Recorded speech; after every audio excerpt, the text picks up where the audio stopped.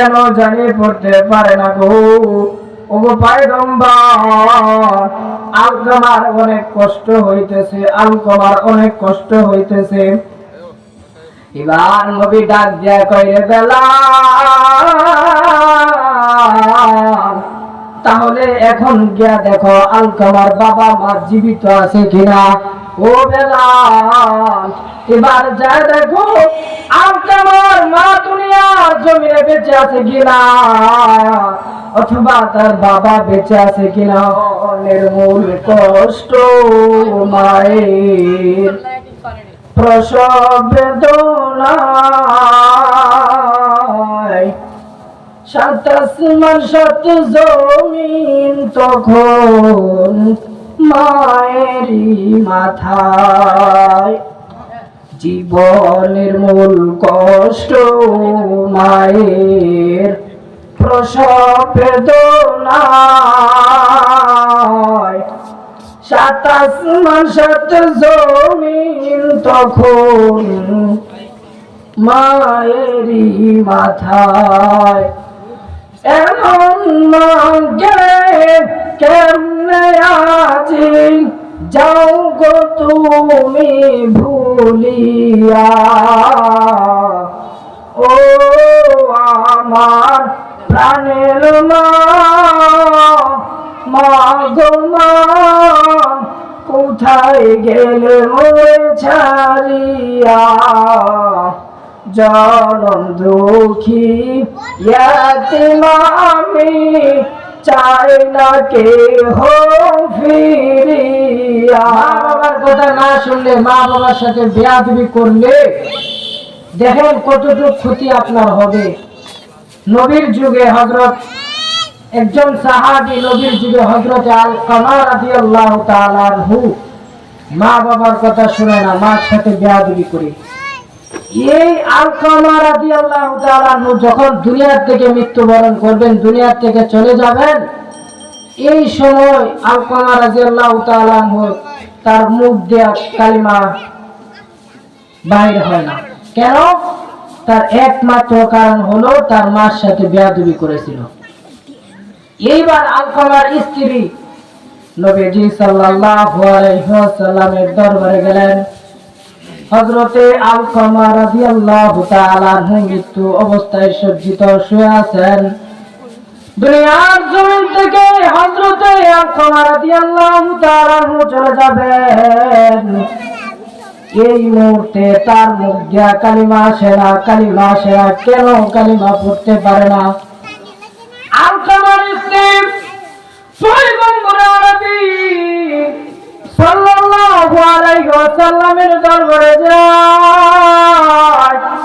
নবীজি সাল্লাল্লাহু আলাইহি ওয়াসাল্লামের দরবারে যায়, ডাক দিয়া কয়, পয়গম্বর, আমার স্বামী আলকামা দুনিয়ার জমিন থেকে চলে যাবেন। আমার স্বামী আলকামা দুনিয়া থেকে বিদায় হয়ে যাবে পয়গম্বর। ওগো পয়গম্বর, আমার স্বামীর মুখ দিয়ে কালিমা আসে না, আলকামার মুখ দিয়ে কালিমা পড়তে পারে না, এমন অবস্থা হয়ে আছে। এবার নবী ডাক দিয়ে কয়, আলকামার স্ত্রী, তোমার স্বামী কেন কালিমা পড়তে পারে না? কেন কালিমা পড়তে পারে না? এবার নবী যখন এই কথা বললেন, আলকামার স্ত্রী ডাক দিয়ে কয়, পয়গম্বর, ওগো আমার পয়গম্বর, আমার স্বামী মনে হয় এমন কোন অপরাধ করেছে, এমন একটা অপরাধ করেছে গো পয়গম্বর, যার কারণে তার মুখ দিয়া কালিমাটা পড়তে পারে না। এবার নবীজি বেলালকে ডাক দেয়া কইরে, বেলাল, জলদি করে যাও, আমার আলকামার ঘরের মধ্যে যা দেখো আলকামার মুখ দিয়া কেন কালিমাটা আসে না। এবার বেলাল আলকামার ঘরের মধ্যে গেলেন। ঘরের করতে যাইয়া বেলাল ডাক দিয়া বলে, আলকামা, তুমি কেন কালিমা পড়তে পারো না? তুমি কি এমন অপরাধ করেছ যার কারণে তুমি কালিমা পড়তে পারো না? আলকামার মুখ দিয়ে কোনো জবাব আসে না। এবার বেলাল রাদিয়াল্লাহু তাআলা আবার দৌড়াইয়া নবীর দরবারে চলে গেলেন। এবার ডাকতে তো পয়গম্বর, আলকামা তার মুখ দিয়ে কালিমা পড়তে পারে না গো পয়গম্বর, কেন জানি পড়তে পারে না গো। ও গো পয়গম্বর, আলকামার অনেক কষ্ট হইতেছে, আলকামার অনেক কষ্ট হইতেছে। এবার নবী ডাক দিয়া কইরে, বেলাল, তাহলে এখন গিয়া দেখো আলকামার বাবা মা জীবিত আছে কিনা। ও বেলাল, এবার যা দেখো আলকামার মা দুনিয়ার জমিনে বেঁচে আছে কিনা, অথবা তার বাবা বেঁচে আছে কিনা। এবার আলকামা দৌড়াইয়া বেলালের বাড়িতে চলে গেলেন। যাওয়ার পরে তাকায় দেখে আলকামার বাবা দুনিয়ার জমিন থেকে বিদায় হয়ে গেছেন, কিন্তু তার মা দুনিয়ার জমিনে এখনো বেঁচে আছে, কিন্তু বৃদ্ধ হয়ে গেছে। এবার নবী ডাকতে কয়, ইয়া বেলাল, তাহলে তার মাকে আমার কাছে নিয়ে আসো। আলকামার মা যদি জীবিত থাকে তাহলে তাকে আমার দরবারে নিয়ে আসো। এবার আলকামার মাকে নবীজির দরবারে নিয়ে আসলেন। আসার পরে নবী ডাক দেয়া কয়, আলকামার মা, আপনার সন্তান কেন কালিমা পড়তে পারে না গো? বলেন তো, আপনার সাথে কোনদিন বেয়াদবি করেছিল কিনা? দেখেন, মার সাথে বেয়াদবি করলে যে ব্যক্তিটা মৃত্যুবরণ করবে ওই সময় তার মুখ দিয়ে কালিমা আসে না। এটার প্রমাণ হলো নবীর সাহাবী আলকামা। এবার তার মা ডাক দিয়ে কয়, পয়গম্বর,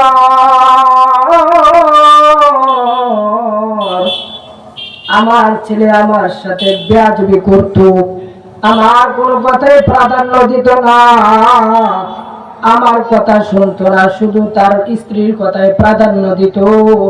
ওগো পয়গম্বর, আলকামা আমার কথা শুনে নাই।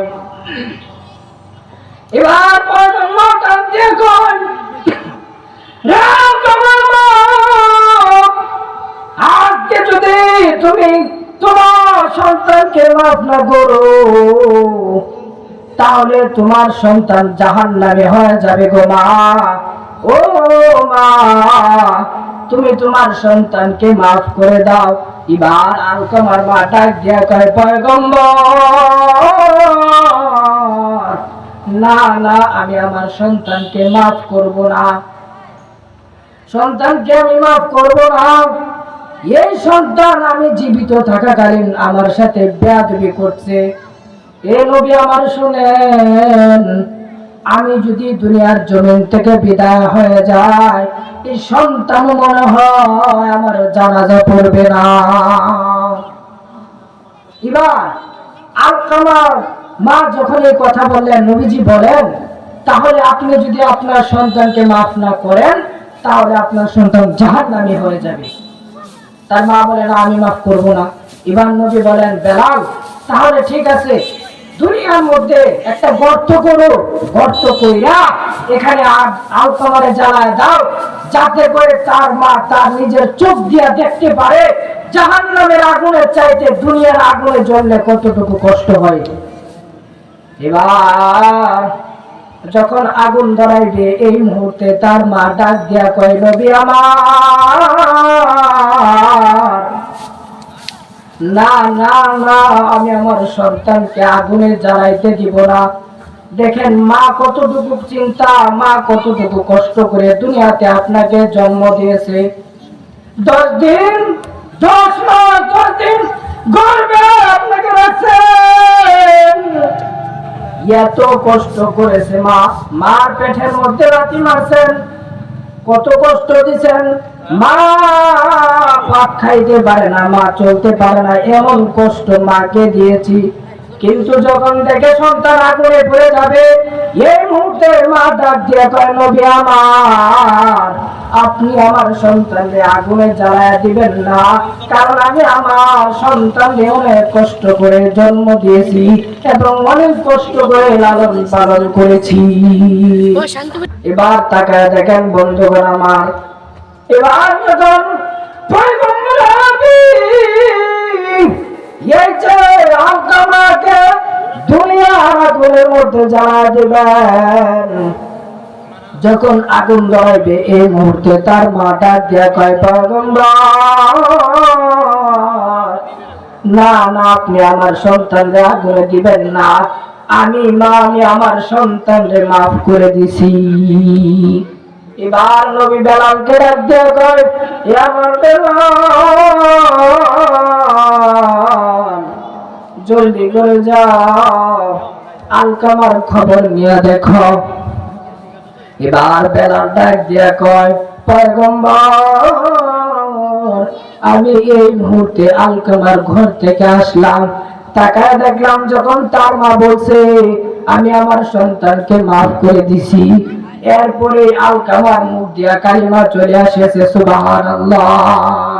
তার একমাত্র কারণ হলো মার সাথে বেয়াদবি করার কারণে এই আলকামার মুখ দিয়া কালিমা আসে না। একবার চিন্তা করেন, যদি আপনি মার সাথে বেয়াদবি করেন, কোন রকম কষ্ট দিয়ে থাকেন, আপনি এই এমন এক পর্যায়ে চলে যাবেন যে পর্যায়ে আপনি দুনিয়ার থেকে বিদায় হয়ে যাবেন, আজরাইল আপনার সামনে দাঁড়ায় রয়েছে, এই মুহূর্তে যদি আপনার মুখ দিয়ে কালিমা না আসে, মা যদি বদদুয়া দেয়, তাহলে ওই লোকটার জাহান্নাম ছাড়া আর কোনো উপায় নাই। এই জন্য নেত্রকোনার মানুষ দুনিয়ার মধ্যে যতদিন থাকবেন, যাই কিছু করেন না কেন, মা বাবার সাথে কোনোদিন বেয়াদবি করবেন না। মা হলো জান্নাতের চাবি। নবীজি বলেন, তোমার মা পায়ের নিচে হলো জান্নাত, তুমি তোমার মার খেদমত করবে, জান্নাত পাওয়া যাবা। এখন দুনিয়াতে আমরা তো অনেক কাজ করি, অনেক কিছুই করি, কেউ মা আছে কেউ মা নাই। যাদের মা নাই তাদের করণীয় কি? তাদের করণীয় হলো ওই ব্যক্তিটা তার মার কবরে, তার বাবার কবরের সামনে দাঁড়িয়ে আল্লাহর কাছে দুইটা হাত তুলে কান্নাকাটি করবে, তখন আল্লাহ তাআলা ওই বান্দার গুনাহ তার মার গুনাহ সহ মাফ করে দেন, সুবহানাল্লাহ।